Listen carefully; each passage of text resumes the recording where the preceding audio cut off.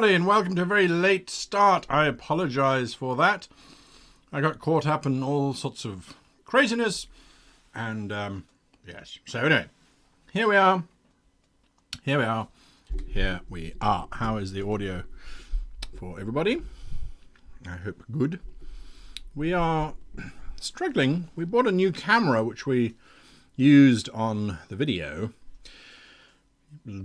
on Friday, and I shouldn't have used it in retrospect. Camera requires a very small little dongle, which was supposed to have arrived on the 5th of June and will now only arrive theoretically sometime in July. But I was super eager to use our new camera because we invested quite a lot of finances into it, and I really wanted to show my business partner, the Web Goblin, that it was worth it. So far, I have proved that it has not been worth it. So just bear with us if you are seeing low quality. It's teething problems. Little steps, right? Little steps. Anyway.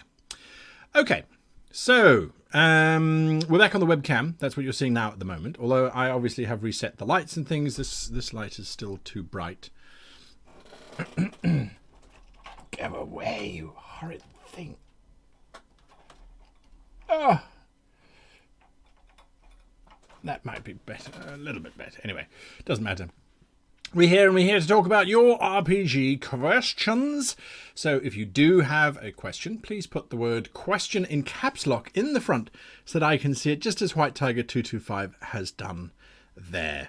Okay. I see Watcher 2417 says, use gaffer tape. It holds up everything. You'd be surprised at what it doesn't hold up. It really doesn't.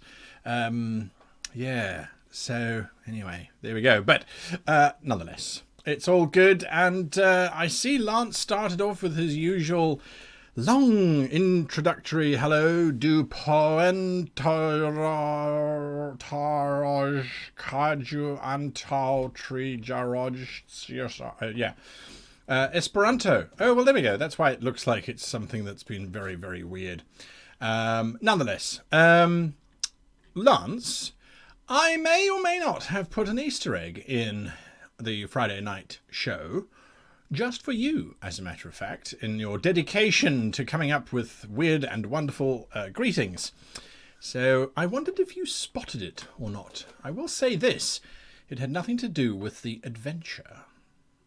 Anyway, now let's see, where are we? White Tiger 225 says, I have a game coming up, and what I want to do is give my players tokens that allow them to declare they did something during a fight that they had never declared setting up earlier. I'm just lost on how I should distribute these to players. Note, the villains will use them also. Well, to be perfectly honest with you, I see that you're kind of giving them a get out of jail free card.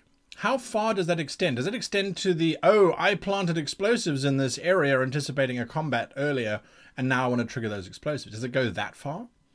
Is it something that is that story altering? Or is it more a case of, I had my weapon drawn already?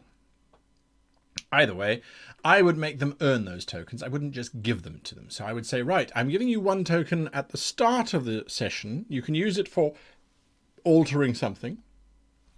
Once it's spent, and you will only get it back if you roleplay well. Then I will give you the token. I know the Star Trek, the one from Odysseus, uses the idea that you can take, and then every time you take, you give one for the GM to use on the NPCs. I do not like that. It's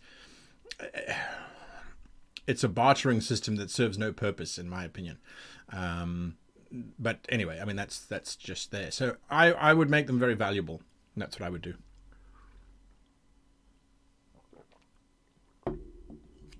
Okay, now,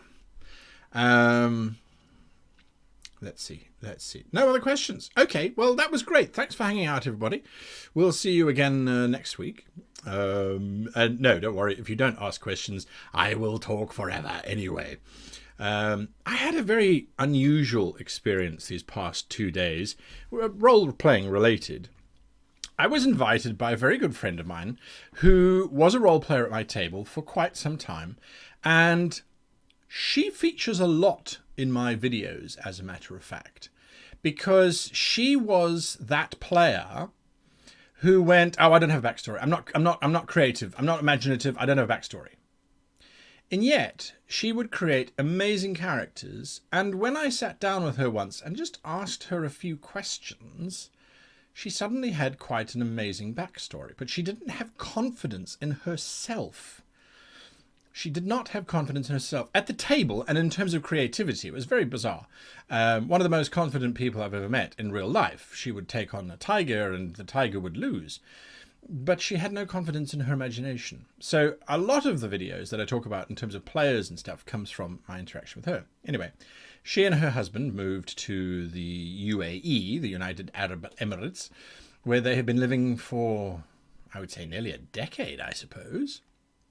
And so, yes, she got hold of me and she said, listen, her group, known as the Golf Role-Playing League or Golf Role-Playing Adventurers Association, they're doing a virtual con. Would I come along and do some talks? So I said, well, sure, absolutely. I love talking. And it was a panel discussion, which is even better because then I get to talk to people that are on these panels and I get to ask them questions directly. I kind of circumnavigate the moderator, you see, and they didn't realize this. But anyway, so I was on the panel yesterday. It was GM 101 and sort of what should you do and what should you prepare and that sort of thing. And that was very interesting to see it from different people's perspectives. And then today it was on world building. And I thought, well, that's quite interesting. Although to be perfectly honest with you, I don't think it was so much on world building as it was on prepping for your game. But what was particularly funny was they came to the question of, is it top down or bottom up in terms of world building? Do you start with a giant map and then work your way in, or do you start very small and work your way out? And, you know, all those kinds of wonderful things. And they threw it to me first because they realized that I tend to talk too much and answer 20 questions rather than just one. And I said, well, I start with a giant map and I try and make my maps as illogical as possible. So I will create worlds where the continents swirl around a central vortex and that causes the mountains to be weird and rivers to do strange things. And I enjoy it when people come and say, well, that mountain doesn't fit with that mountain because this tectonic activity would never have happened. And then I say, well, just go there and speak to the villagers, tell them that their mountains are wrong. And then I'm sure they'll be very happy to know that their mountains shouldn't run in that direction because geology says so. And I like to do that because I find that people who step into a fantasy space and start quoting real world to be oftentimes missing the point, I think. But it is their passion, and so we must respect it. The very next panelist, they said, okay, well, that's Guy's perspective. The next panelist, what is your approach to world building? He's like, well, I've worked out the plate tectonics of my world, the wind currents, the sea currents, the high tides, the low tides, how the moons affect everything. I'm the player who worries about the mountains being in the right place and all that kind of thing. And I went, well, that's what's so brilliant about our hobby is that we really can come at it from any perspective and no perspective is wrong as long as it works for you. So I really enjoyed that. I enjoyed chatting with the people on the panel as well. It's always fun. But they didn't really want me to share it. I kept saying, how can I share this? How can I get people to watch? And they went, oh. And they broadcasted on Facebook. So that was my first official Facebook appearance. I've never done a live to Facebook thing. But it was interesting. And I would happily roleplay with any of the people that were on those panels. Or even my old friend from when we used to roleplay. So yeah, there we go. Okay, we got some questions coming in. I see Laura Bones is prepping for WA summer camp. That's World Anvil's summer camp. Now, if you don't know who World Anvil is, you need to watch more of my videos, but World Anvil is running their annual summer camp, which kicks off on the 1st of July, and it's a doozy. It's 31 prompts with 33 videos. No, or is it 33 prompts over 31 days?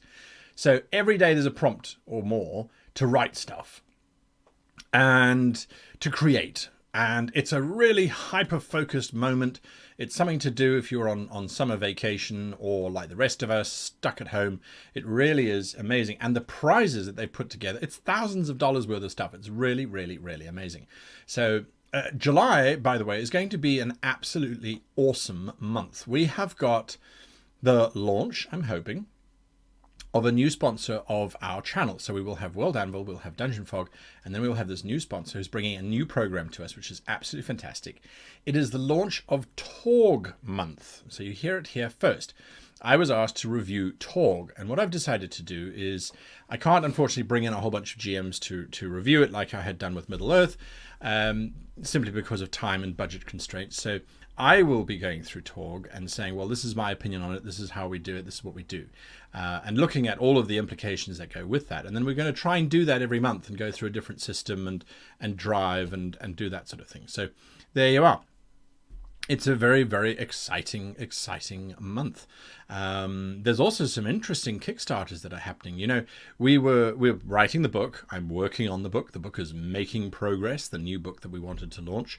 And my design layout specialist came to me and he said, look, I've got an idea for a book. And I went, yeah, all right, let's have a look at it. It is absolutely mind-blowing. And I went, you know what, that's more interesting than ours, or not more interesting than ours. That's different from what ours is. So let's do that one. So we're going to do that one first, and then we're going to do the next one. So it's busy all around. It really is nuts. Okay. Right, back to some questions that you guys were asking. Watcher2417 says, what does the response from Cow actually look like? Watcher, are you talking about the survey that was done in order to get the notes, or what specifically? So there was a survey that went out, and if you did the survey, you then got the notes from the Circle of World Builders Masterclass, which we ran a couple of weeks ago. And the responses were amazing. We had over 250 people responding, and it's very insightful data.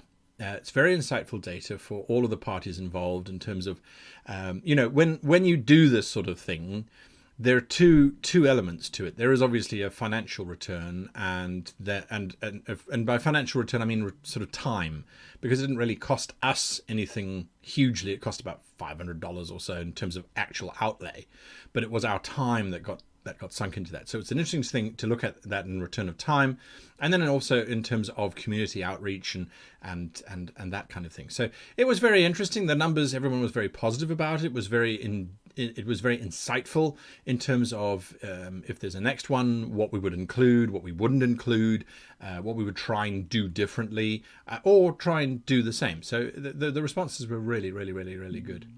Jack Slater asked the question, the players got impacted by a PC death. Well, that's great. The session feels stale and they don't seem engaged with the plot anymore. Should I start another campaign? Resurrection is not an option. I don't think resurrection should ever really be an option, because otherwise it does kind of take out a huge amount of tension from the game as far as I'm concerned. When it comes to the players seeming very disinterested, are they a new group of players? Is PC death something that's new to them? Was the death meaningful? Or was it just a random, oh, the dice called you to die. Oh, what a pity, you're dead. I would, before you cancel or start another campaign, examine the reasons why. I, as a younger GM, when I killed player characters and had players react in very aggressive ways, I started to give them plot armor. And then that just turned the whole thing into a fiasco on its head. There has to be the consequence of death. It has to be there, even if you try and protect it as much as humanly possible. Matthew Colville was talking about it in one of his videos just the other day. If you look at movie heroes, they don't die. We know that they don't die. They exist, and we watch how they overcome stuff. But there must be the risk that they will actually die. So I think unpack why they are disinterested. Was the character a lead character? Was the character like the spark and joy? In which case then, well, is it because the player is investing so much into it? Is it, you know, it's those kinds of questions that I think are absolutely critical. Light up the Forge. Now that I've finished talking about the Forge. Welcome, World Anvilites. Welcome. We were talking about summer camp a little bit earlier on, as a matter of fact. But anyway, so yeah, Jack, I would look at what has caused that melancholy to come about, rather than just cancelling it. And once you understand what's caused it, then you can move on. SWONT Gamer says, have you run a campaign in Limbo before? If so, how did you showcase the chaotic nature of the plane? I have not. I have not. I really haven't. And those kinds of questions, I think, are entirely up to you. I don't like to play in pre-made settings or locations. I like to make them myself. So if the characters ended up in Limbo, I would make it very weird, but you can't make it too weird because otherwise it becomes something that the players can't actually manipulate. So things like Limbo's timeless. There's no sense of time there, as far as I know, anyway. But it's all jumbled, isn't it? It's all over the place. You're in limbo. You're not here. You're not there. You're everywhere. You're a Schrodinger. So yeah, I would do it like that. Possibly saying, okay, you can take an action, you can take a second action, and then your third action is actually something that happens before your first action, to show that time is all disjointed and weird. But you've got to keep it very, very tight so your players don't get confused or frustrated. And make sure that it's always something that they can overcome if they do something or something along those lines. Kanori asks, is it simultaneously translated to Arabic or other languages? Do you have a link for the organization conference? Oh, Kanori, no, I don't think it was. I think this to me felt very much like expats and the English players of the golf that were playing. You can find them. He lied, telling you that he knows where they were. Give me a second here. Let me just open up Facebook and I will share the link with you. It is the golf. the golf. Yeah. Golf role-playing community. It's a private group. They have 951 members. So yes, you can go and join them there. Andy Staples, great GM. He was the moderator on the panel. Great moderator as well. So have a look for that. GRC is what they call themselves. Everything looks to be in English for me, so I think that's probably what it will be in. Lance Pickett says, I'm working on building a world with a friend in the middle of the last third of a campaign, and building a new one from when it ends. As you keep so many irons in the fire, how do you manage your time? I'm working on building a world with a friend. Okay, I understand that part. That's great. In the middle of the last third of the campaign. So you are currently in the middle of the last third of a current campaign and building a new one from when it ends. Okay. As you keep so many irons in the fire, how do you manage your time? As in speeding up the ending of your campaign or transitioning from one campaign to the other? Can you be a little bit more specific on that, Lance? Can you be a little bit more specific, please? Just looking for questions. Dragon says, using World Anvil to write an RPG. Any advice about deviating from standard published RPGs? How far is too much of a change or new type of rule mechanic? Dragon, it depends. If you are writing your own RPG system, deviate as much as you like. You take a D20, you put it behind you, and your best friend kicks you in the face, and as you fall over onto the D20, you flip around onto your stomach and look at the number. That could be a method that you use in your game. It's super weird. I think that the most important thing, though, when you're writing an RPG is to have an intent. What is the intention of your RPG? Is it to simulate combat? Is it to make the players have more control over their destiny? Is it to solve the problems that 5th edition has? Is it to bring 4th edition back to life by correcting a few of its errors? I would, if you have a purpose for the RPG, that will give you focus. And when you start to deviate from that purpose, you drag that sucker back, you erase what you have written that does not fit with your plan, and then you start from there again. So I would do that. I wouldn't be worried about changing. Go ahead. Absolutely. Torben BK says, hello, mate. Did you get a chance to... Oh, shit. Next question. Next question. Oh my God. I don't know. All right, let me open up. I'll go find it for you now. Otherwise I'm going to forget.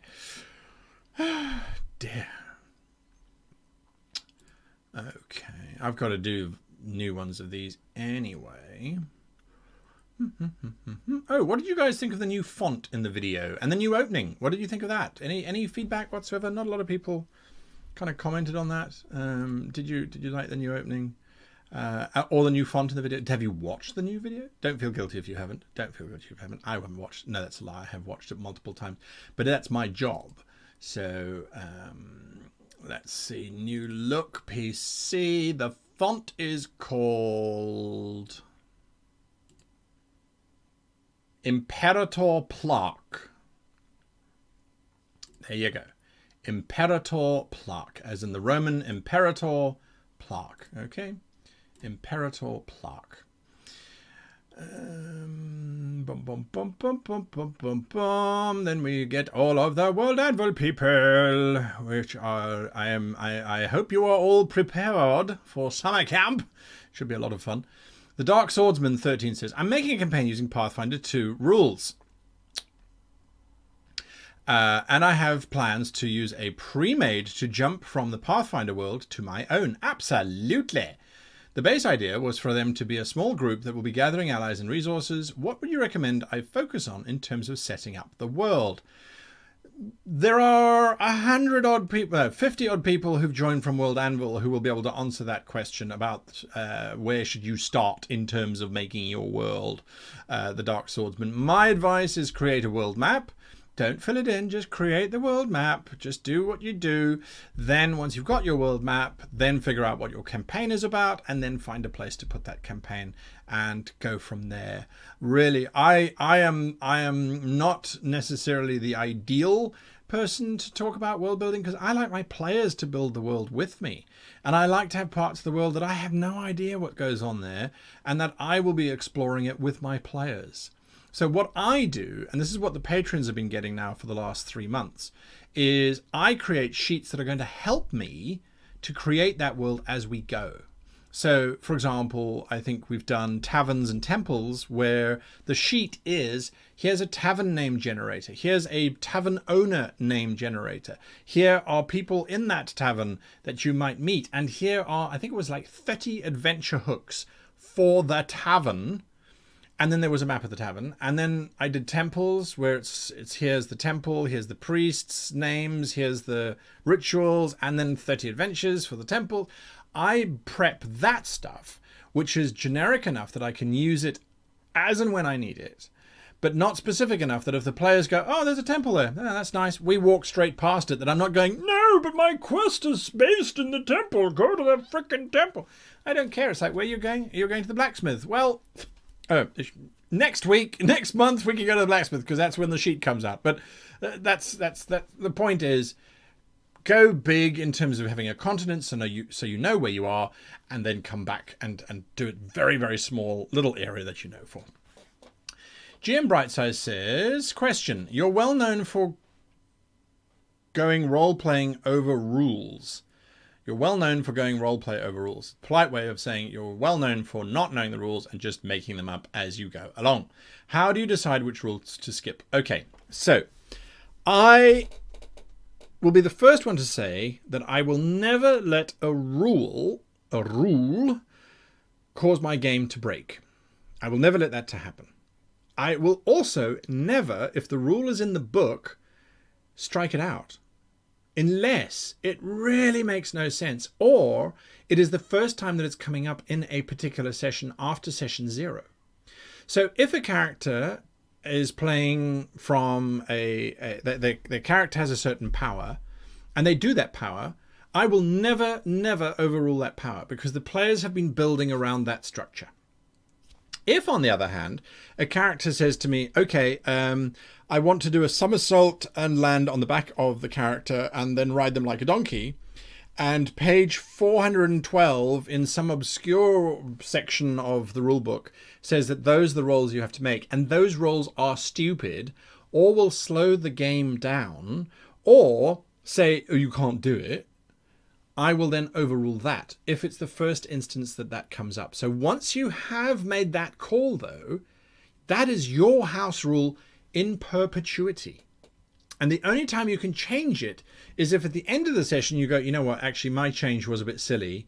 Their change might have made more sense. So next time around, everybody, we're going with the rules in the book. Then you can change it. But generally speaking, if you make a rule, this is the dice, this is the roll, this is the skill, this is the attribute, whatever you want to call it, and that's what we're going to be using in this game, you then stick to it. So there might be a rule which says if the player falls, it takes 3 seconds for them to fall to the ground, regardless of the height. That's bollocks. That doesn't make any sense whatsoever. So I will strike that rule out the first time a character falls out of an airship or whatever.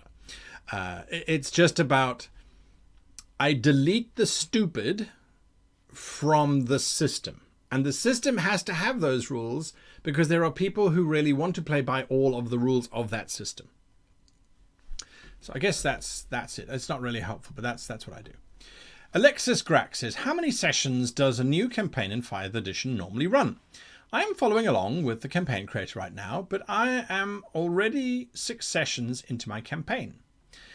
Well, I would say, from my perspective, a good solid campaign will be around about 30 to 35, depending on the number of players, sessions or adventures long. How long is an adventure? If you've got 5 players, an adventure might take you 6 hours or 7 hours. If you've got 1 player, an adventure might take you 3 or 4 hours. So it depends on how many people are playing, but that's the number I work to. Now that will take you, if you are playing a session a week, that will take you about a year to get through, which I think in today's society is an achievable one. If you're playing with adults who have real life things going on, we can basically sort of hope for stability for about a year. You can always pad it out to make it last longer. And I know of many people who've got campaigns that have been going for 10 years and things like that. Those, I think, are the anomaly. I think shorter campaigns work better because you can always string multiple campaigns together and call it your grand campaign. So if you want to play for 3 years, go ahead, play with these chunks. But I find that's a manageable space. So that's what I would suggest, Alexis. Lost Founding says, my players have shared their poor interactions with previous GMs. What can I do to instill confidence in my players? Let them know it's safe to discuss their needs and wants with me. Well, I think if they've already shared with you that they've had poor interactions with their previous GM, could it be that they're warning you? Could it be that they're trying to say, oh, our previous GM did all this stuff. He was such a dick. Hint, hint, nudge, nudge. Maybe what you're doing is what he was doing or she was doing or they were doing. I mean, you've got to be careful. When players tell you stuff, usually it's for a reason. I'm not saying now be paranoid that they think that you're a bad GM. It could be that they wanted to share and say, look, we want engagement. So then I would do that. I would sit down with them and say, cool, let's talk about what were the poor interactions? What were the issues that you had with your GM? What were the issues that you had with each other? What did you like? What didn't you like? Unpack it in a safe space. Sit around the table or online virtually. Don't have an actual game that night. Tell them, listen, we're going to get together. We're going to talk about the social contract of our game. We're going to talk about session 0. We're going to talk about all that kind of stuff in a nice open space and an open forum. We're just going to share. I would suggest doing that way. eSongbird 24601 says, any advice for running a secret organization that draws the attention of the players but not the rest of the RPG world? Well, look, secret organizations are secret, usually, obviously, hopefully. And the idea behind running a secret organization that the rest of the world doesn't know about, I had a secret agency called the Giad Order, which was a secret order that ran around behind the scenes in my campaign world of Brax. And the Giad Order had this ability to open up a pocket dimension. And then they could step into that and then close behind them. So they would literally just vanish into thin air. And that allowed them to be incredibly secretive. But they were rumors. And the PCs would bump into a madman who's saying, "The end is nigh, the end is nigh. The Geared watch us, they watch us. The end is nigh, the end is nigh." And they sort of wander off down the street. That's always fun, because then when the players meet the Geared Order, they're like, "Oh my God, the rumors were true. This is it." So I think that the idea that no one else knows them, you have complete control over that. You really do. You really do. How do the players get their attention, or how do the players start learning about them? Well, maybe the players arrive in a dungeon and they arrive in a particular room and everyone's dead already, and there's just a note saying, "You're welcome." It's as simple as that. Why did the secret organization kill everyone in that room? Because they need the players to be somewhere else, and fighting monsters in this room is a waste of their time. So again, as with all guilds and all organizations, if there is an agenda, you should know what that agenda is first, and how you as the leader of that organization would enact that agenda, using the PCs or not using the PCs. So I would use that and look at that. I've got behind in the questions. I'm only on 25 minutes and the questions keep coming. This is brilliant. Josu Romero says, "I started running a campaign centered on the elements, so my players will have to fight elemental creatures made of earth. Any idea how to flavor an encounter of this nature?" I think that when you're fighting elementals, the old notion of it's a humanoid that's on fire. Why? Why does the elemental force of earth take on a humanoid form? Is that the ultimate embodiment of form? Is that truly the best way to go? Not particularly. If you're a giant earth elemental forged from the earth, surely a mountain shape is better. Triangular, strong, dominating, very powerful. Or what about an avalanche? That to me is a more interesting shape. So something that you certainly could do is quite literally have a mudslide, and the mudslide opens a mouth and tries to swallow the players because it is an actual elemental. But because it's the element of earth, it don't have no control of gravity. So it will slide down the mountain and then it will slowly chew its way back up to the mountain to come sliding back down again 1,000 years from now. So think outside the box when you're thinking about the elements. How else are they expressed? Fire is just plasma. So how else can we have plasma? Superheated air. I think those are some ideas that might get you running in the right question. Frederick Schmidt says, "What is an interesting twist for a jailbreak where the PCs have to get a beloved NPC out of jail? Maybe a rebellion that starts just before the want to get into the complex?" Well, I will never forget, Frederick. There was a script writing convention that I went to, and we were pitching ideas for scripts and stories and things. And Nelson Mandela, who was the first president of South Africa, democratically elected, he was in prison for a very long time. And whilst he was in prison, he wrote a book, The Long Walk to Freedom. And he kept that hidden in his toilet roll. He would write on sheets that he would slip into the toilet roll. So the guards would come and search the room. They wouldn't find anything. And then he would smuggle it out over time with a guard back to the mainland. So the idea for the script was that these thieves heard about this book being smuggled out and went, that would be worth a fortune. We could sell that to anybody. The state, for example, would love to get hold of that so they could squash it. Anyone could get hold of it, you see. So they decided to break in. And so they break into this security prison, this maximum security. It's in the middle of it's an island off the bay near Cape Town. The island is surrounded by great white sharks, by the way, and I'm not joking. That is one of their primary hunting grounds. So it's a bit of a tricky swim. Anyway, they break into the island. They break into the prison cell, and when they do, they find the book, and then Mandela walks in, and he doesn't try and stop them. He says, "No, take the book. Sell it to whomever you like, but as long as it gets out, that's all that's important. So please take the book. I hold nothing against you." It's important that this book goes out. I haven't finished writing it yet, though. Nonetheless, they take the book and they escape.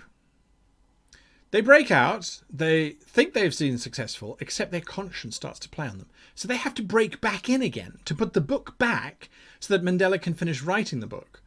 And that was the twist. It's like, well, you broke in, now you've got to go back in again. And then, of course, you have the TV series Prison Break. I never watched Prison Break because I think that's just, it went on and on and on and on and on and on. It was lovely. But, break in, break out. Then, oh no, what you've stolen, you've got to actually put back. Quick, put back before they find out that it's been stolen the first time round. So there's a time pressure and there's all the kind of wonderful things. And I think that is often a very good way to do that.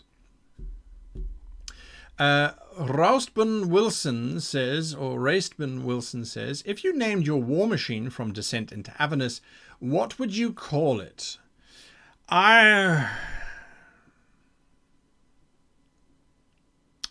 If I had a war machine in Avernus, what would I call it? Assuming that I was someone who would be roaming around in Avernus, I would like to think that I would be a creative consultant for one of the upper devils.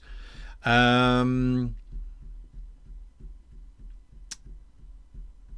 would probably call it maybe Dreamcatcher. I know that sounds awfully trite, but it's like you go around the stalls stealing the, or Dream Stealer perhaps. I don't know. It's a good question.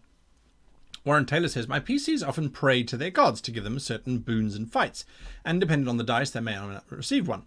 What do you think about enemies being able to do so as well? Well, why not? What's good for the goose is good for the gander. I always say that. So if the PCs can pray and they get a 1 on a 100-sided die, and so their god answers them, why shouldn't the monsters be able to do that as well? Just make sure it doesn't slow down the game, and make sure that every monster doesn't start praying to a particular god, because otherwise all you're doing is that you're slowing down the mechanic. I also make sure that it's such a small chance for non-clergy or paladins that it really is redundant. But you then have to offset that power for wizards and the others. It's like, well, the priest can get this superpower of a god intervening. What's the consequence? Bear that in mind. Okay. Yes, catching up. Eric Ezil says, with the ongoing discussions concerning public safety, do you have recommendations on making game societies with no city-town guards for irenic governments or similar? What the hell's an irenic government? No city-town guards. Do you have any recommendations on making game societies with no city-town guards for irenic? Okay, fine. Give me a second here while I answer your question, Mr. I'm asking an intelligent question. Irenic. You can have an irenic victory. What is irenic? Aimed at peace. Aha. Irenicism is Christian theology referring to attempts to unify Christian apologetical systems. No, probably not what you mean there. Interesting. Cooperating towards peace. Okay.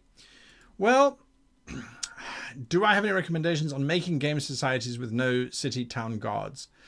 My question to you is, okay, let's say you don't. Let's say you don't have guards. Who decides on consequences?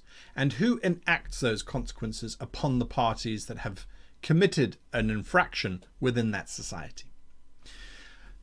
Whether you call them guards, whether you call them adjudicators, whether you call them pacifiers, whether you call them peacekeepers, there will need to be someone who is there to make sure that the psychopaths don't run amok. Because I think that is really the bottom line, is that good people, if they are in an environment where everyone is doing good, then you don't need to have necessarily law enforcement, or you don't need to have town guards or city guards. I would say that Japan is a very good example of this. Everybody does what's right. So why do they have policemen? Well, because there are a few nut jobs, and unfortunately in Japan, usually it is the foreigners who come over and try and be smart or clever that cause a disturbance to the peace. So you need somebody who has authority to adjust that or to alter that. And to give that to the crowd opens up the injustice of, if someone in the crowd says, "It's a witch!" then the crowd, if they are swayed by that particularly persuasive argument, then they will act, and suddenly it's mob justice, which unfortunately is a populist justice system. It's not an actual justice system, it's just populist behavior. And to put that in perspective, the Orville sci-fi series, they actually did an entire episode on a society that was based on popularity votes. And if your vote count was too low, you got taken away. And that was what, there was no justice in terms of, it was just, well, people just don't like you. And so off you go. So I think that take them away, fine. But then there must be some kind of moderation. Now, if you are running a fantasy type environment, that's really easy. The entire city has a detect lies cast on it. The entire city is covered in a blanket of magic, which is constantly recording what's happening, so that if someone does something and there's an accusation, hey, you stole my apple, this bubble pops up and immediately we can see what took place in that scene and hear what took place in that scene. We get to that Big Brother perspective, which is equally terrifying. But somehow there needs to be accountability. So I'm not sure there is a way to do it that will actually work, because again, unfortunately, where there is inequality, or even where there is boredom, there is going to be some kind of mischief, and there needs to be someone to look after that in some shape or form. How they do that and how that's executed, well, that's entirely up to you. So I think that's the best way I can answer that. I look at countries where the law enforcement has no sway and are really just a waste of life, and then you go, well, those countries usually have a very high crime rate because you can just get away with it. Watch 24/17 says, Demetrius has still not shaved his head as promised for Cow. As GM and head of the event, are you going to do something about this?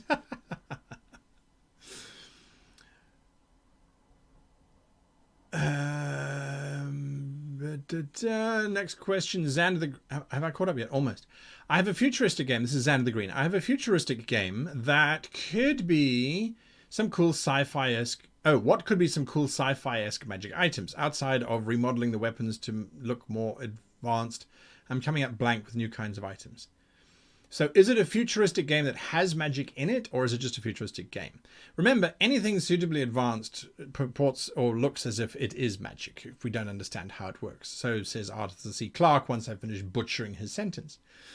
So things that you could look at are things that are going to help the party.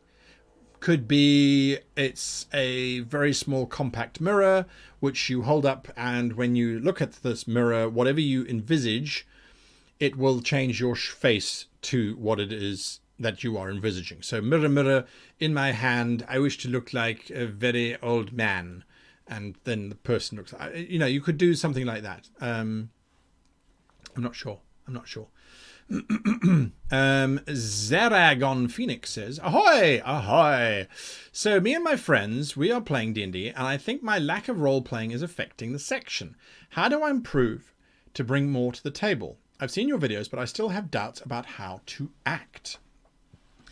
Zeragon Phoenix, my advice to you, and I know this might be a little bit weird, is have a friend, any friend, just one friend.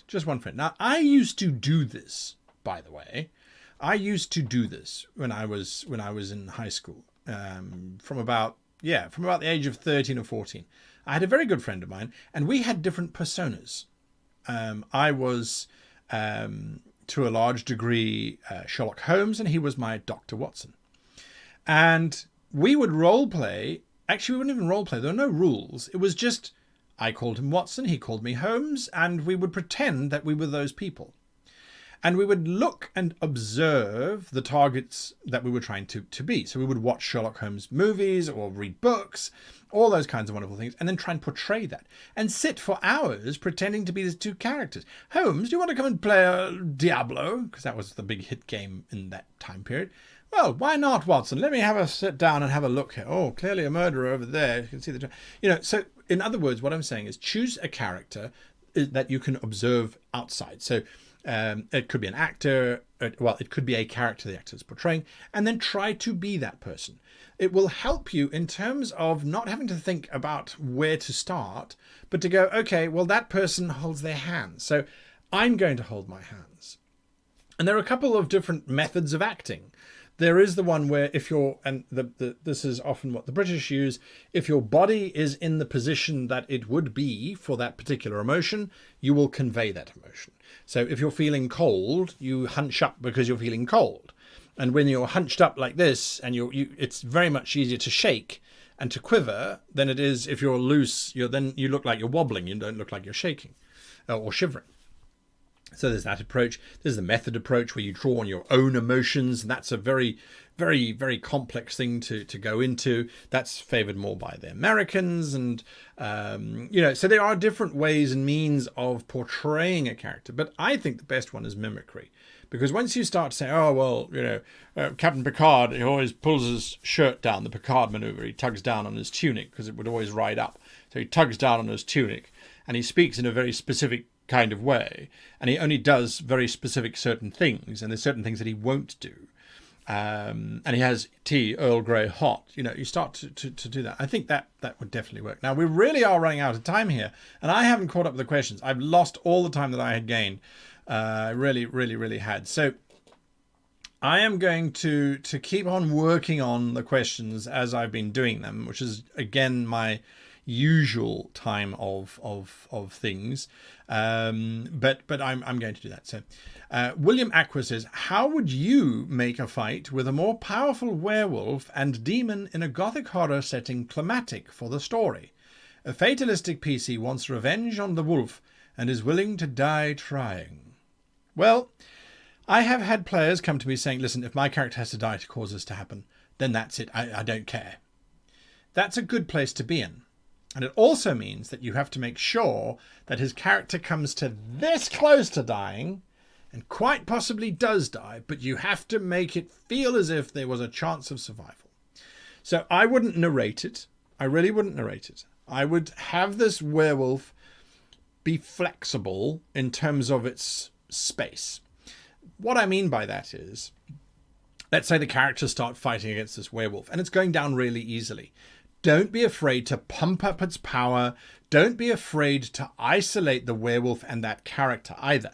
As the character is being beaten on by all of the other players, it howls and causes a whole bunch of other werewolves that the players didn't know about to magically start rushing into the room to attack the rest of the players, but to leave that central player for the big werewolf, whose hit points or health or whatever is dynamic. So that as the player is just beating down on it, this creature is just not going down. It is resisting. It is fighting back. And you've stacked the deck against the PC because the PC wants this to be an epic fight. I would then also have whatever environment they're in collapsing. I would have it mimic what is happening in the battle. So if they're fighting on the bridge starts to collapse. If they're fighting wherever, it's starting to implode or explode or burn. Have it so that the player characters realize if we stay around, we have to leave, we're going to die. We need to get out of here.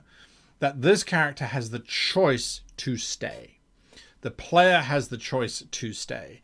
And just as the player is about to collapse, that's when the wolf's hit points, regardless of what they are, is then at a critical moment. So it is just about who gets the next hit, who gets the next landing, what happens next. That's what I try to aim for. And invariably, or hopefully, the PC does. Because even if the werewolf gets its last claw in, it's like it slashes at you and it deals 30 damage. It rips your entire chest open. You have one last action. Or better yet, you say, okay, give me a willpower saving throw, or give me a spirit check, something that shows the character's resolve. Yes, and you pass that because you make the value really low, right? They don't know what the value is. You pass that check. Yes, you have enough resolve to take one action. What do? I stab the werewolf back. Yes, It looks at you, blood gushing from its mouth. You are dying. The world around you is collapsing, and its last breath, and then it dies. And a moment later, the world closes around you. You are victorious. And then you cut back to the rest of them. So I would aim for that. I would aim for that. Make it meaningful. Make it the player's choice. Make it as close a fight as you can. And I think the only way you can do that is literally by fudging. And we did point this out yesterday. If the GM rolls a die and adds numbers or detracts numbers from it, it's fudging the rules. If a player does that, it's cheating. And I think that is an important space. The player has to win on their own merits, even though your werewolf is basically just there for them to beat against. Because what are they there for? They're there for the story of beating the werewolf and all that kind of stuff. So I get very passionate about this. Okay, unfortunately, I have run out of time. We really have run out of time. There's so many good questions here. There really are some great questions. But the show's only an hour. Oh, wait, Star Trek Voyager. I saw that. I'm busy scrolling through the questions and I see Star Trek, and suddenly I have to stop. Nope, can't find it again. Okay, that's fine. All right, there we are. Voyager had one where evil thoughts were sold on the black market. Yes, that's right, they were. It was awesome.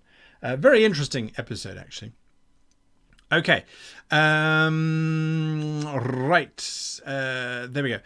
So, that's the end of Q&A for live sessions. Now what I'm going to do is we're now going to review some of the 5-step adventure submissions that we got in over the past few weeks. Now, if you are a Patreon, you can submit your entry to us. You are encouraged to submit your entries to me so that I can eventually get to them. We do have quite a lot. I won't lie to you so far. This is the list here. We do have quite a lot. But you can submit them and then we go through them. They are usually anonymous, hopefully. So here we go. Tribble Trouble. All right, this is a brilliant adventure. There is nothing wrong with this adventure at all. It's perfect. Thank you, whoever submitted it. You are a great GM. We can stop right now. I don't know who wrote this. It is an anonymous, as you can see. I erased the names, I dropped them in there, and then I erased them and I reshuffle them. So, Tribble Trouble. Right, so the 5-step, if you don't know what the 5-step is, these are the 5 steps. Arrive at plot, journey to plot, discover not plot, journey to new plot, kill plot and win. It's very, very simple. And we do have some random NPC names. Not a lot of them, but we do have some, and what I quite like is they're quite varied. I think we've got Pico, Yanis, Garvok, Krista, Hagoth, Nagod, and Isbeth. Okay, cool.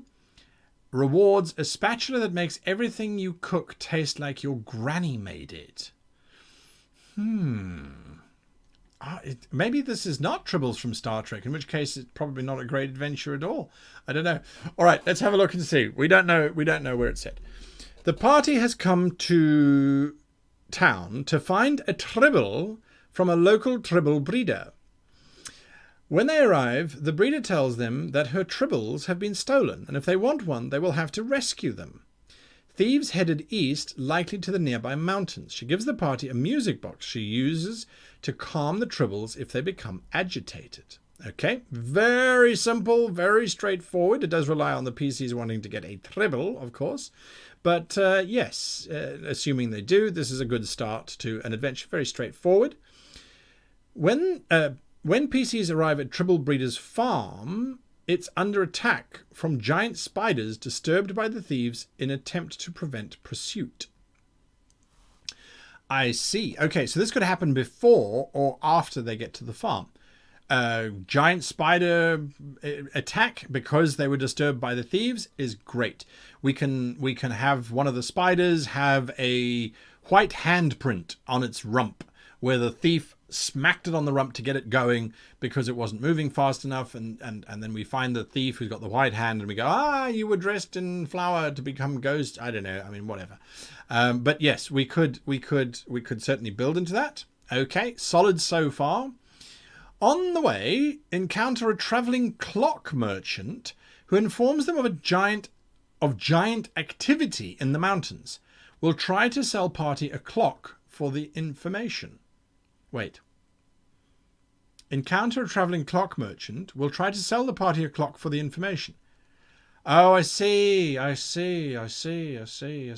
my clock and I'll tell you what's going on in the mountains. Yeah, all right. I like that. Okay. Skill challenge to track the thieves to their destination, which turns out to be a volcanic cave in the mountains. Okay, so we've had a solid social with the clock seller. Buy my clocks and I'll tell you what's going on in the mountains. Then we have the skill challenge to track the thieves to their destination. Absolutely robust stuff at the moment. After fight. Okay, so we go to the fight first. They find a campsite in the cave, some tents and benches and whatnot set up. Turns out campsite made up of mimics, which attack party as they investigate said camp. Diving into pools after giants, after a brief swim down, gravity inverts and they come up in a large lake with a giant lily pad in the center. Okay. Maybe it could be there's a thief, they find the thieves, and after the fight they find a wounded thief. That might make more sense. He will tell PCs that they were hired by giants to get the tribbles. The giants offered them the campsite to stay in overnight, then jumped into a pool of water in the middle of the cavern. Okay, this makes more sense now. Campsite attacked the thieves. He was the only survivor. We'll try to barter with PCs for the info. Aha. Okay, so this is just a phrasing thing. So they find a wounded thief lying in amongst this campsite. He tells them that they were hired by giants. Okay, good. Right. So the giants took the tribbles. All right. It's a good one. Not exactly a twist or a new direction, but it's not bad. It's not bad. Okay, so it's not the thieves you were looking for. You're now looking for giants. If the giants use the tribbles for something different, then that's going to be really cool. Let's see what happens. But so far, we're robust. Right, the campsite is made out of mimics. That's terrifying. That's absolutely terrifying. This is not a Star Trek game anymore. I realise that, which kind of makes me sad. But nonetheless, it's okay. Then they dive into the pool after the giants, assuming that they do that rather than try and climb up the mountain. And then they come to this giant lily pad in the centre. Perfectly fine. Commotion from the tent circus on the lily pad. There's a circus tent on the lily pad? Okay. Upon investigating, PCs realize the tribbles have become enraged and are running around the arena, which has caused the bulls to go nuts as they are terrified of tribbles. Okay. PCs must swim or leap from lily pad to reach circus tent in the middle. Is the challenge, the combat. Okay, that's fine. I would have something in that water that could eat the PCs. That would make it more interesting. I'm not sure why they want to get to this. They want to get the tribbles, I suppose. So they're going to go after the tribbles. How they see that they've caused the bulls to go mad, I'm not sure. Convince the giant in the arena who is trying to calm his stampeding bulls that they are here to help and can calm the tribbles if he tries not to squish them. Okay. Right, that's a perfectly acceptable social activity to do. Then the combat is try to calm the tribbles with the music box while trying to avoid being trampled by the bulls. Tribbles will also randomly attack the party till they can be calmed by the music. Okay, all right. So, and then assumedly, the giant kills the PCs after they've calmed down the bulls, or the giant lets them take the tribbles back. Could be. This is really it is a surreal adventure, to be sure. It is a solid adventure. We've got a link. We've definitely got a plot. We get to the plot. We discover that the thieves are not what they were looking for. It's actually the giants, who were, by the way, foreshadowed here by the clock seller. Buy one of my clocks and I'll tell you information. So the clock seller did tell us about the giants, which was great. It raised some questions. Well, the thieves work with the giants. all those kinds of things. The swimming into the pool, it's a very robust, a very solid adventure. There's not much I can do to fix this apart from just clarifying, but as long as it works for the author, then that's absolutely fine. So we've got some names here. We've got Galvark, Krista, Hagoth, Yanis, Pico, Nagod, Ispith. I would say Ispith is the name of the tribble trader, Pico is the name of the thief, Yanis is the name of the clock seller, Nagod could be the name of the giant, and then Karvak, Krista, and Hagoth are in hand. So I think that this is a solid adventure. The circus tent on a lily pad. I mean, this is all really, really fantastical stuff. So there we go. I can't say more other than good job. It's a solid adventure. And if it fits within your world, that's great. I do personally have a question about tribbles in this world, in terms of, is it a Star Trek world? And is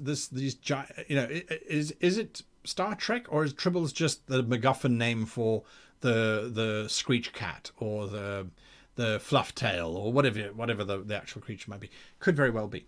But yes, I can't say much more than this. We didn't have a repeat of any encounters. We had spiders, we had mimics, we had giants, we had bulls, we had tribbles. I like that the ending is not necessarily a giant fight, no pun intended. I like that they have to calm down the tribbles whilst the bulls are running around, and I think that could be a very comical kind of thing. They only have one music box, and yeah, I think that could work really well. So there we go. Right, well done. On doing it very well. So there we go. You see, I deleted it. So we move on to the next one. Coins and goblins. Coins and goblins. Okay. Grashnar Strongtooth, Kindold Loudspeaker, Simon of Great Skull. By the power of Simon of Great Skull, Tom Happy. Okay, some interesting names. Old Treasure Hoard und Magical Items.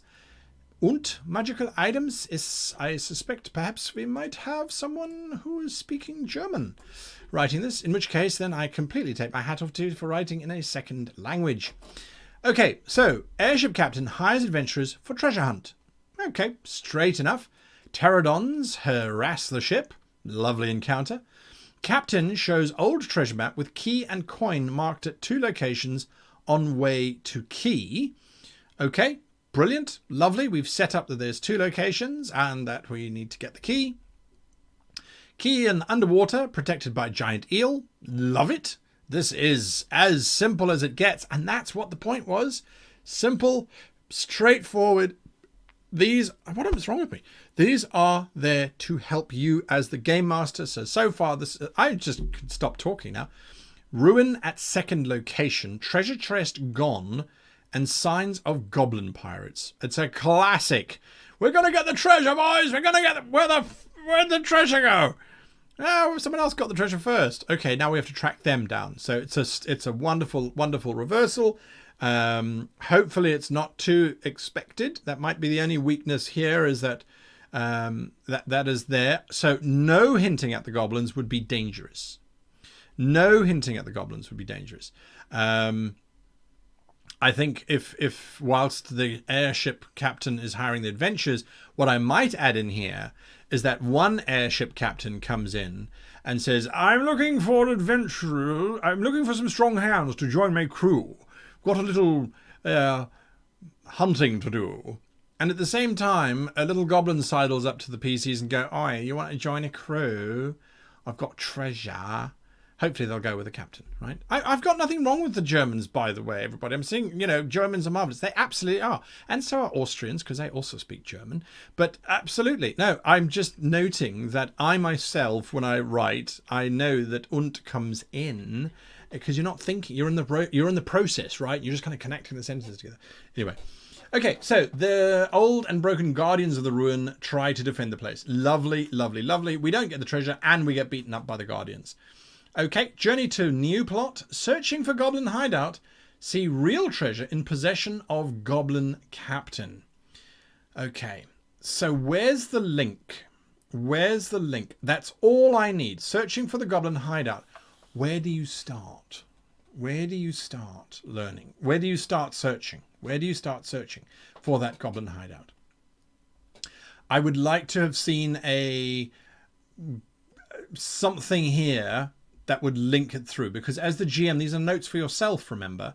So old broken guardians of the ruins try to defend the place. That's brilliant. That is absolutely brilliant.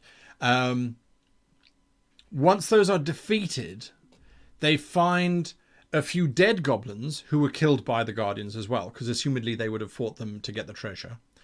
There are a few dead goblins, and maybe one or two of them have got a curious type of flower stuck between their toes because they don't wear boots. And that flower only grows on a certain side of a mountain range and only does a certain thing and something along those lines. So I think that is... that would be a nice clue. Where we're going to look. Oh, on the side of the mountain where those flowers grow. It gives the druid an opportunity to know about nature or something along those lines. So I would do that. Okay. So then they search for the goblin hideout. They see the real treasure in possession of the goblin captain. Battle against the goblin captain and the underlings in the hideout. Okay. Kind of feels like that was the kill, plot, and win. But let's see. Discovering and identifying real treasure as magical coin. Airship captain betrays party and wants to silence party. Battle against airship captain boosted by a lucky coin. Okay. Yes, right. That's absolutely great. It's very good. I like the fact that the captain betrays the party at the end. I will, however, try to say or warn people that the airship captain has betrayed them. That is an NPC who was in their confidence and has now betrayed them as a party. There need to be a series of NPCs now who become incredibly loyal to the party. And there's a reason for that. If every NPC in your world betrays the party at a critical moment, your players will become murder hobos and they will kill everybody. So you might have another airship captain, and the moment they have done the deed, they then kill the airship captain because they assume he's going to do the same thing. So when you have an NPC that has been working with the party betray the party, then you must make sure that you have a balancing act of other NPCs who then support the party and will sacrifice themselves for the party to prove that the world is made up of different flavors of NPC. So there we are. Right, again, a very solid adventure, a few little note additions to make it maybe a little bit easier to run, and then a caution. That's it, guys. These are great. These are absolutely great. In terms of submission, in terms of me being able to talk about problems, it's not so great. It's not so great. So there we are. There we are. Right, so that's the end of that one. Very nicely done. Very nicely done. Next one, because I'm going to go until half the hour. Temple of Sweet Dreams. Temple of Sweet Dreams. Geraldine Hurd, Drift Toslip, Rudley Hornsborough, and Yosemite Lamb. Interesting. Okay, that's very interesting. Now, if you are looking for these templates, I see some people are. I'm going to put the link up now. It's greatgamemaster.com, and then go and have a look in the Great Library. You'll find a folder called Circle of World Builders, and in there is the forms for you. So go and have a look at that. You can find this there. You can find a whole bunch of other forms there as well, which come from various places, and they are fillable PDFs. Okay, Temple of Sweet Dreams. Heroes asked to go to an ancient temple to check up on a wizard archaeologist by her student, who hasn't heard from her in a few days. Classic. Gotta love it. Got to love it. Haven't heard from my mistress for the last 3 days. Why not? Because she ran out of writing paper and she couldn't be buggered to go and get some more. Or you're an annoying student who keeps pestering her for letters. It's like, for heaven's sakes, I write to you every day. How many bloody letters do you want me to write? All right, I digress. Okay, so perfect plot setup. Please, I have lost my master in the mountains. Please go find her. Heroes must take a boat down a river to the outpost, but it's filled with piranha. Yeah, gotta love piranha. You absolutely have to love piranha. I have a custom species which I use in some of my games called the Piranok. And the Piranok are basically piranha goblins, which are really just goblins but with big teeth, for underwater adventures. They swim around. They're kind of like Sahugan or Sahaugen. They're just easier to pronounce. But they swim around in shoals and they sort of devour stuff and do that sort of thing. All right, I see Desmond has actually shared a better link because he's a professional, unlike me. So there we go. Thanks, Desmond, for that. Right, so raft down the river, piranha, classic, love it. Okay. A point here. Why do they have to take the raft down the river? Why can't they just walk in the jungle? So that's something to bear in mind. Could be that the jungle is very thick. It could be that there's cliffs and that the river cuts through those cliffs, you know, in a gully type of thing. So that could work. The heroes arrive late at night to the outpost to the sound of battle and bleating. And to see swordsmen are fighting humanoid rams. Baramu. Sheeps be true. Okay, so yes, good, right. So then the heroes need to pick a side to fight or defeat both. They discover, though, the rams are reasonable while the guards have gone insane. I do like that. I do like that. So that's a good. It's an interesting one. The question becomes, how was it answered later on? The rams explain they were the guards, but after a night's sleep, they woke in these forms while some demons took over their bodies. They haven't seen the wizards since they fell asleep 2 nights ago. Okay, that works if the PCs sided with the rams. If the PCs side with the guards, that could be a problem. That could be a problem, especially if the student was not a ram herself. They might just see the rams as being these attacking things, and that they're attacking the guards who are arguably defending their outpost. So if that is the case, then I would have the guards and the PCs defeat the rams, and then the guards attack the PCs. And then there might be a few rams who survive, and then they can tell them this wonderful story. This, though, is a problem. It's a problem. No, we haven't seen the wizard since we slept last night. We have no idea where she is. The PCs look around the giant jungle. Well, damn. Where do we start looking? We have no idea. Are we going to start tracking? Are we going to start doing this? Why would they say that?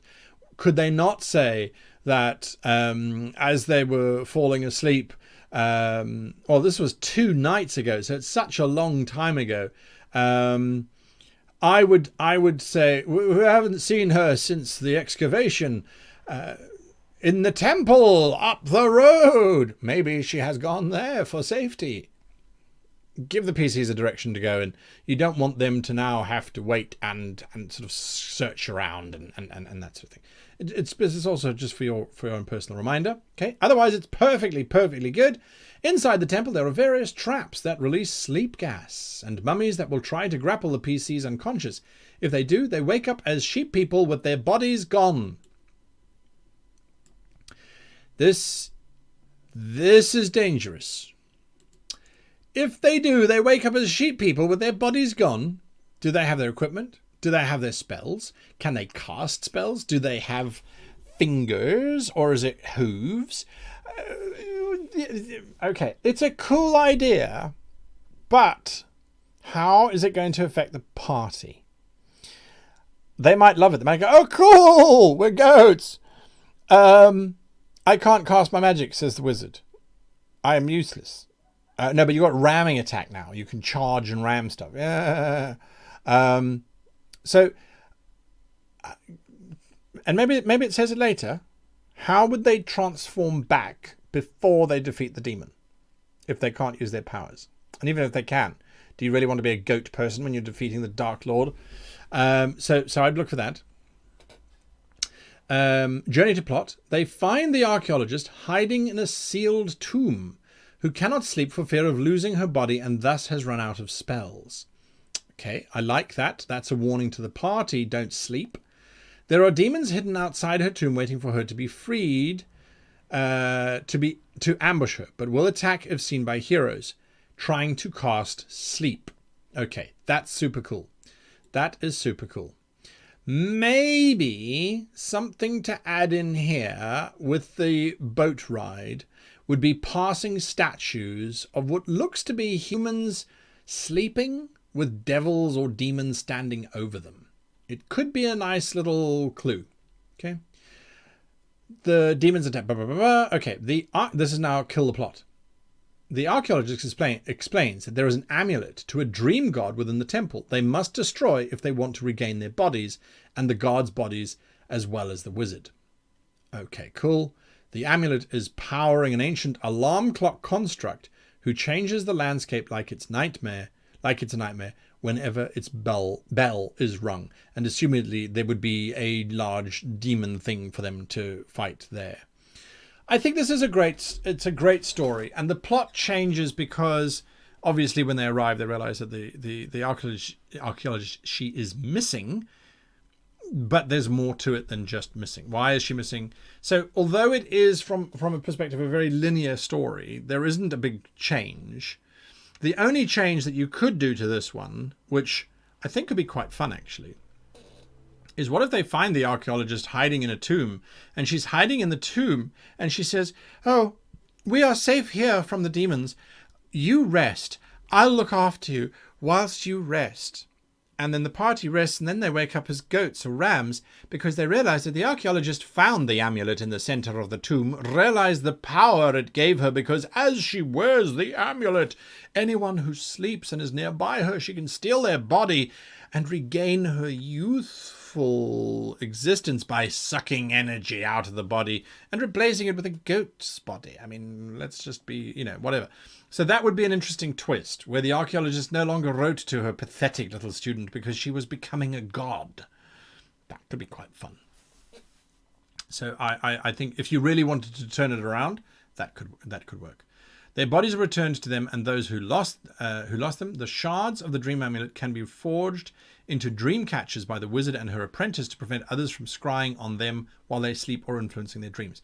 Okay, so this, by the way, is a lovely magical item. It is not the DM going, yeah, all right, you get +1 long sword, you get some chain mail that fits anything and doesn't have any weight and it's super sneaky, and you get 500 gold.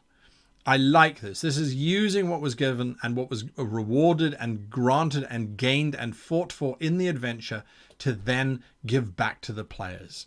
And so that whenever they hang these things up, they'll remember their adventure. What a lovely immersive technique. That's brilliant. That's really, really, really, really, really good. Very, very nice idea. I like that. This could be a Cthulhu thing by the looks of it with these names. I'm not sure. Anyway. Is that a play? No, it's not. All right. Okay. Another great adventure. Very solid. A few little twists. We could twist it up further if we wanted to be truly sadistic. Again, I think this is great. 10 points. Or, however many you want. So there we are. I'm not going to do another one because I must admit I'm getting a bit tired. I don't know why. I have no idea why. I think it's these lights. We bought new lights and they're like really there. Anyway, and it's been an hour and a half of me yakking away. So I think I just want to say thank you to all of you who have stayed along for this dissection of these two adventures. If you do want to submit your own 5 steps, become a Patreon. I think it's a $3 tier. You get a podcast. You get the Facebook group. We're doing something new on the Facebook group too, by the way. If you are a Patreon and you're not on the Facebook group, from this coming Monday, the Facebook group will get an insight into the Friday's video, and it will be discussed in Facebook. We'll chat about it in Facebook. So, because a lot of people don't go onto Discord, they'd rather be on Facebook. So that's what we're going to be doing there. So if you want that, you can join us there on Facebook, and that's the Patreon only Facebook. Anyway, thanks all for being here. I look forward to seeing you. Just a reminder, if you do watch the one-on-one RPG game that I run every Wednesday night, that has been postponed this coming Wednesday because I will be playing in a Dead Aussie Gamer, Michael Kessevan game, the Maximum Apocalypse game, that RPG that I ranted and raved about, that I loved so much. And I'm going to be playing with people. Some of them have never role played before, or have not really done it in a public kind of way. And one of them is a Muppet. Not as in a silly person who has made mistakes and questionable life choices, but an actual Muppet made out of felt and sticks and glue and bobble eyes and hair, and I think maybe a crack addict, because our session 0 was absolutely insane. It was a lot of fun. I will be playing a character which is not my usual type of character. I'll be playing a 16-year-old bright-eyed and bushy-tailed young kind of naive young teenager who's sidled up to this felted friend, as we have to call them because of copyright reasons. Should be a lot of fun. I'm not sure exactly on the times. I know the times are a little bit different to normal, but it will be on the Great GM on Great GM Live YouTube channel. It will be there live, as well as then obviously in perpetuity for all of you to have a look at. That's going to be a lot of. I hope it's going to be a lot of fun. I hope it's going to be a lot of fun. Yeah. So there is that. There is that to look forward to. Otherwise, then there's Mercs of Mischief the following day on Thursday. So lots happening this week. Anyway, from me, I wish all of you the very happiest. Very, very, very happiest. Oh, that's a good question. Will it be on Twitch? Yes, it will be. It will be on Twitch, but I don't think it will be... Twitch saves it for 2 weeks and then it deletes it. So there we go. So yes, it will be on Twitch, Thanos 103. Yep. So there we are. Okie dokes. Until next time, I wish all of you the very happiest of gaming.